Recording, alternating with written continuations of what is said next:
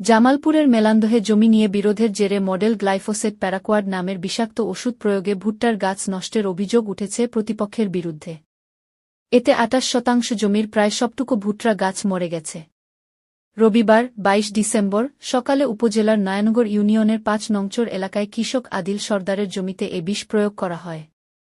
এ ঘটনায় ওই এলাকায় উত্তেজনা বিরাজ করছে। এ বিষয়ে বিচার চেয়ে কৃষক আদিল সরদারের ছেলে বলেন, আজকে থেকে 15 দিন আগে আমরা এই জমিটা চাষ করার পর ভুট্টার বীজ বপন করছি। আজকে 6 দিন যাবত বীজ গজাইছে।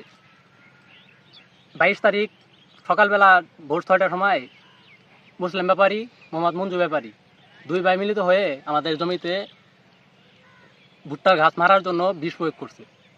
তা আমাদের জমি নষ্ট হয়ে গেছে। এজন্য আর প্রশাসনের কাছে বিচার চাই। আমরা এত কষ্ট করে ফসল বপন করলাম, ফসলের সাথে ওনাদের কি শত্রুতা? ওনাদের কোনো ঝামেলা থাকলে আমাদের বলতে পারতো। তো ফসল